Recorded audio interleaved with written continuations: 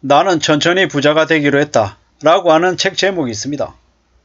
저는 저 제목에 200% 동의합니다.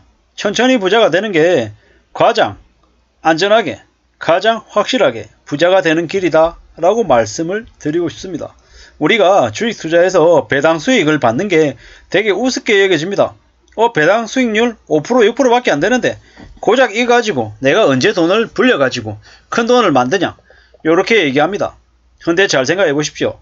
KTNG 담배인상공사 주가가 예를 들어 85,000원인데 뭐 배당 금액이 5,000원이다 라고 하면 얼마입니까? 배당 수익률이 뭐 대략 한 5%쯤 됩니까? 한 6%쯤 됩니까? 6%라고 치보자고요. 6%라고 하면 뭐 처음에는 얼마 안 될 겁니다. 근데 이게 3년 지나고 5년 지나고 7년 지나고 10년 20년 지나면 어떻게 됩니까? 원금의 3배 4배 5배 그 이상이 될 수 있다라는 겁니다. 뭐 대략 말씀드려서 20년에 한 4배 플러스가 됐다고 쳐보자고요. 별로 큰 금액이 아닌 것처럼 여겨질 수 있잖아요. 내가 5천만원을 가지고 KTNG 담배인상공사 배당 투자를 했는데 20년 뒤에 한 2억이 됐다 라고 하면 어떻게 됩니까? 6%라고 단순 계산하면 5천만원일 때 6% 배당 수익이다 라고 하면 300만원이죠. 1년에. 이러던 게 20년 뒤에 2억이 되었고 또 똑같이 5%다 라고 하면 20년 뒤에 얼마입니까?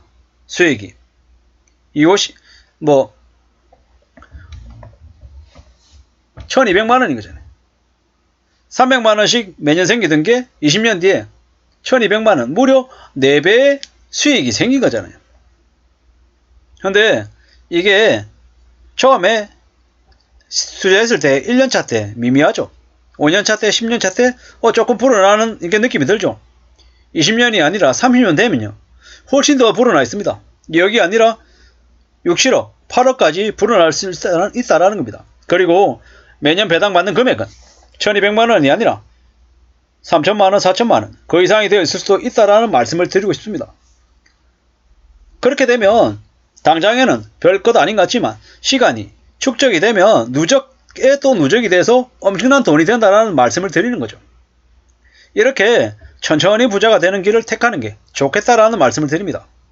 부의 추월 차선, 남들보다 더 빨리, 남들보다 더 빠른 속도로 부를 늘려가고 싶다. 이런 마음은 대부분 다 같습니다. 하지만 절대로 착각해서는 안 되는 게 더 빨리 얻으려고 하다 보면 남들보다 더 서두르면 내가 좀 더 촘촘하게 꼼꼼하게 챙길 수 있는 여지가 있다 없다? 적다. 없는 건 아니겠지만 적을 수 있다. 적을 가능성이 크다라고 저는 보는 거죠. 뭐 아주 뛰어난 투자 재능을 가진 사람이다. 천재적인 능력을 가지고 있다. 라고 하면 그는 예외적인 사례가 되겠죠. 아주 대박을 터뜨리는 부자가 될 수 있을 겁니다. 하지만 보통의 사람들은 10번 투자해서 9번 성공하고 한 번 말아먹으면 그 한 번에 가진 모든 걸 다 날릴 수가 있다는 겁니다. 그렇기 때문에 뭐 투자의 대가들이 항상 하는 얘기 있습니다. 첫 번째, 절대로 손해보지 말라는 얘기입니다. 두 번째가 이제 잘 굴려가지고 리스크를 최대한 이렇게 감안해서 뭐 계란을 한 바구니에 담지 말고 여러 바구니에 담듯이 항상 리스크를 좀 이렇게 해지할 수 있는 수단을 가지라는 거죠. 그리고 그랬던 그들도 한 방에 빵 하고 터뜨리는 경우 잘 없습니다. 된다라고 생각하면 참고 기다리고 견딜 줄 아는 인내심을 가졌습니다. 그런 인내심을 가지고 있을 때 보통 사람들하고 달리 움직였을 때 부를 가질 수 있더라는 겁니다.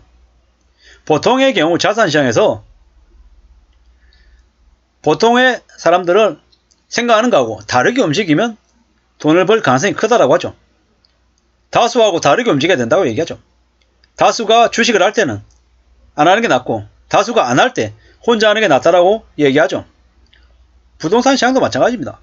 부동산 되게 희한한 게 집값이 오른다라고 얘기하고 이러면 미친듯이 사람들이 몰려들어서 갭 투기하고 빚내서 하고 별짓거리 다 합니다. 근데 진짜 정작 집값이 확 내려가서 폭락해서 완전 낮아져 있으면 사람들이 대략 겁내고 그 부동산을 못 산다고 얘기하죠. 왜? 더 떨어질까봐. 근데 바닥이라는 건 없는 거고요. 정말 자기가 감당할 수 있는 범위가 됐고 살 수 있다라고 생각하면 저는 사야 된다고 생각합니다. 감당할 수 있는 빚이다라고 하면 정말 싼 가격으로 정말 평상시 때는 그 가격에 못 산다라고 하면 저는 빚내서라도 사야 된다고 생각합니다. 둔촌 주공이 30평대가 13억 분양가였어요. 뭐 발코니 확장 어쩌고저쩌고 하면 한 14억쯤 돼요. 근데 이게 나중에 한 경제적인 충격이 와서 3년, 4년, 5년 뒤에 7억이다라고 하면 사야 됩니까? 안 사야 됩니까? 사야죠. 근데 뭐 전부 다 7억을 빚을 내서 살 수는 없겠지만 한 2억, 3억 가지고 있고 나머지 4, 5억이 대출이 필요하다. 저는 감히 말씀드립니다. 그때는 배팅해서 사야 된다고 생각합니다. 뭐 이왕이면 그렇게 빚을 내서 사서 실거주하면 좋겠죠. 근데 그게 여의치 않다라고 하면 또 돈을 좀 더 모을 수 있을 때까지는 전세라도 줘야죠. 그렇게라도 해서 자기 걸로 가지고 있는 게 좋겠다라고 생각합니다. 그러면 나중에 뭐 다시 좀 더 경제적으로 좀 더 이렇게 저축 더 하고 더 아껴서 진짜 들어가 살 수 있을 수준이 됐을 때 들어가 살면 되고 또 악착같이 일해가지고 빚 갚아가지고 진짜 온전한 자기 집으로 만들면 되는 거 아니냐라는 거죠. 그렇게 살면 좋겠다라고 말씀을 드립니다. 천천히 부자가 되는 게 핵심이다라는 겁니다. 천천히 오랫동안 부자가 되겠다. 그 긴 과정을 즐기겠다라고 생각하는 게 훨씬 더 안전하고 현명한 모습이다라는 거죠. 내가 100만원을 가지고 5천만원 만들겠다. 제정신입니까? 제정신 아니죠. 미친놈입니다. 그러나 100만원 날리겠다라는 거하고 똑같은 생각이죠. 뭐 100만원을 가지고 200만원 만들겠다? 뭐 그럴 수 있죠. 1000만원을 가지고 2000만원 만들 수 있다? 그럴 수 있습니다.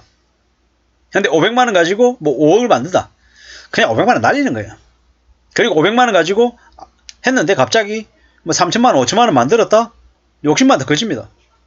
쉽지 않다라는 겁니다. 물론 테스트하기 위해서 내가 그 시장에 어떤 마인드를 가지고 투자 심리를 내 스스로를 컨트롤할 수 있냐 없냐를 보기 위해서 좀 테스트하는 걸로는 필요할 수도 있다. 하지만 너무 욕심부리고 거기에 올인하는 건 매우 위험한 모습이다라고 감히 말씀드립니다. 너무 과한 건 좋은 게 아니다. 그리고 최대한 분산해서 나눠서 움직이는 게 좋겠다.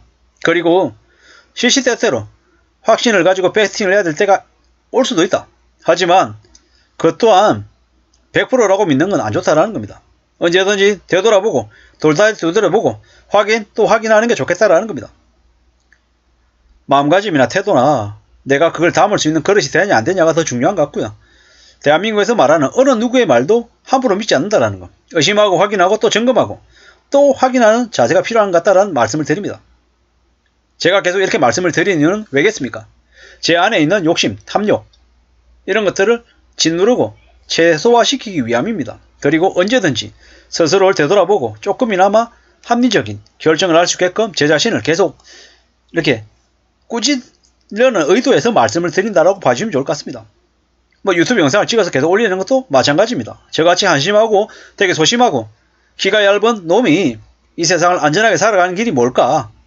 맡은 바 일을 성실하게 하고 함부로 휘둘리지 않고 큰돈 배팅하지 않고 최대한 내 삶을 지키면서 경제가 어떻게 흘러가는지를 파악하는 거, 그것만으로도 제가 안전하게 살 수 있는 길이 아니겠나 라고 생각하고 그 때문에 유튜브 영상을 찍어서 계속 올린다라고